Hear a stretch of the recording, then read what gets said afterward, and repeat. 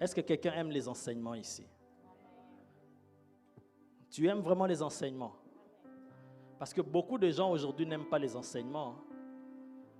Quand on dit on aura séminaire à l'église, plusieurs personnes se disent « Ah, séminaire, c'est les enseignements. » Et les enseignements, c'est, on va venir, on va nous dire point 1, point 2, point 3, point 4. Moi, j'aime quand c'est chaud.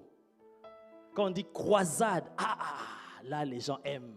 Parce qu'il se dit croisade, il y aura des miracles, il y aura des délivrances, il y aura des guérisons. Mais séminaire, parce que dans notre conception, on se dit, les enseignements, c'est quelqu'un, il va parler doucement, après il termine, il ferme la Bible, après on rentre à la maison, il n'y aura pas de guérison, il n'y aura pas de miracles. Ça, c'est notre conception qui est fausse. Hier, nous avons entendu, il y a un verset puissant que j'aime dans la Bible. La Bible dit, pendant que Jésus enseignait, la puissance du Seigneur se manifestait par des guérisons. Pourquoi c'est comme ça? Parce que les enseignements, pas n'importe quel enseignement, mais un enseignement venant d'un oint de Dieu, quand il enseigne, ça ouvre les yeux. Ça ouvre l'intelligence. N'est-ce pas que Jésus a dit, vous connaîtrez la vérité et la vérité vous affranchira. C'est ça même la délivrance. C'est quand tu as connaissance de la vérité, quand tu entres en contact avec la vérité, et c'est par l'enseignement que tu découvres la vérité de la parole de Dieu. C'est pourquoi il faut aimer les enseignements. La puissance du Seigneur se manifestait par des guérisons pendant que Jésus enseignait.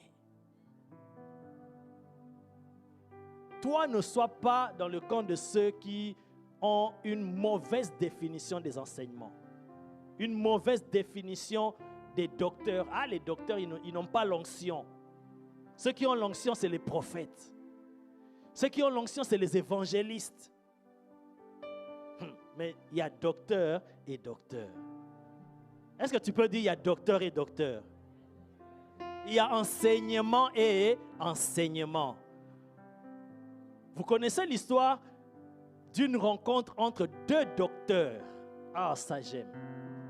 Un qui s'appelait Nicodème et l'autre qui s'appelait Jésus, notre Seigneur.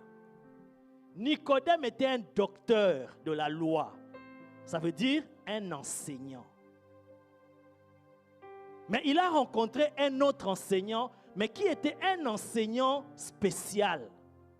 Lui, quand il enseigne, il y a des délivrances. Lui, quand il enseigne, il y a des guérisons. Lui, quand il enseigne, il y a la puissance de Dieu qui se manifeste. Écoutez même ce qu'il a dit, Nicodème. Il dit, nous savons que tu es un docteur, un enseignant qui est venu de Dieu.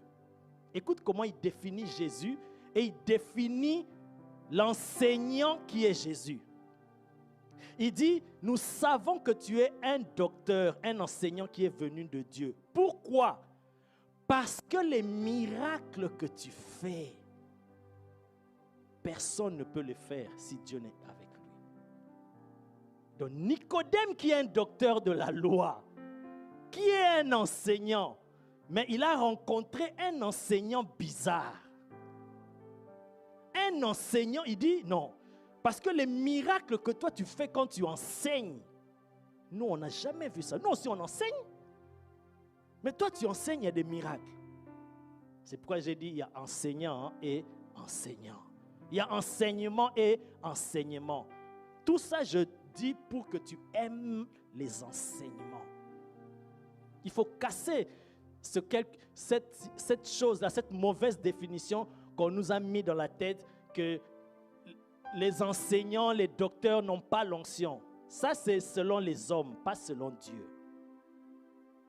Jésus était un docteur, un enseignant venu de Dieu. Et il opérait des miracles, des délivrances et des guérisons. Aime les enseignements. Alléluia.